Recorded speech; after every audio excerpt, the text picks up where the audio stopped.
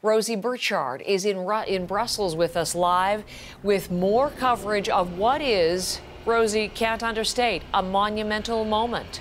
What does it mean? We cannot understate that enough. Finland has, ever since NATO was born in the aftermath of World War II, kept its distance. Finland favoured partnership over membership and was keeping up business-like cooperation with Moscow. But the Kremlin's aggression toward another peaceful neighbour, Ukraine, has really shaken those feelings of security. Now, in terms of what this means for Finland, the big benefit of joining NATO is that Finland would become party to Article 5. That's the collective defence pledge taken by all NATO allies, which says an attack on one is an attack on all. And Finland's Foreign Minister Pekka Haavisto has been talking about that here in Brussels in the European Parliament just this morning. Russia's invasion of Ukraine has altered the European and Finnish security environment. However, Finland is not facing an immediate military threat. Should Finland decide to apply, the accession of Finland would strengthen the security and stability of the Baltic Sea region and Northern Europe. Finland is a regional security provider and would further strengthen NATO as a future ally. Well, he says there that the benefits go both ways. Not only would Finland become party to Article 5, but Finland, despite bringing in this very long border with Russia, also brings in a large military that's already compatible with NATO standards and a large force of reservists, hundreds of thousands of reservists ready to fight if need be. So a really momentous moment here for European security, and one which, Heather, would have been unthinkable just a few months ago. Rosie, it's not only Finland. Sweden, less advanced in its discussion, but is also expected to follow suit and join NATO. Where do things stand in Stockholm?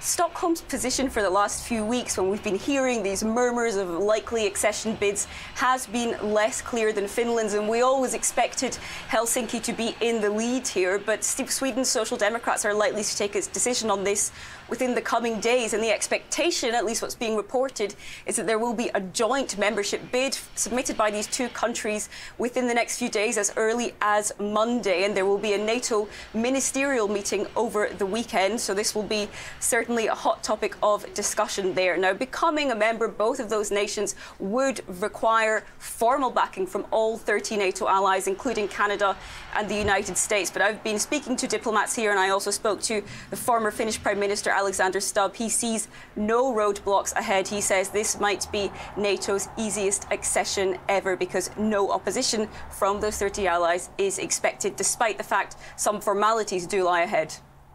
Now, for Russia's part, its foreign ministry had previously warned Rosie of, to quote them, serious military and political consequences if either or both Finland and Sweden were to join NATO. What is likely to be the Russian response? Well, Russia has already reacted by simply saying that Finland joining NATO would not improve European stability. However, it has also in the past threatened to deploy more nuclear weapons and military assets to the Baltic Sea region if Finland joins.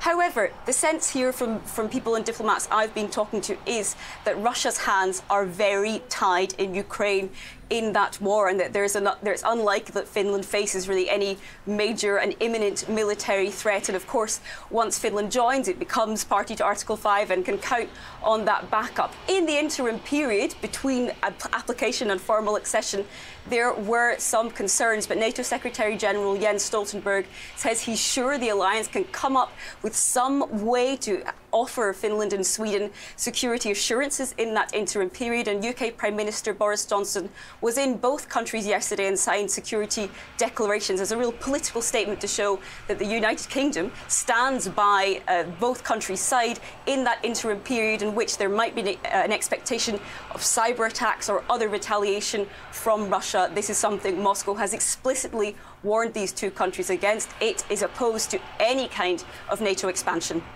Rosie, thank you. Again, major developments there, and we thank you and appreciate your live reporting from Brussels. Rosie Burchard with us today.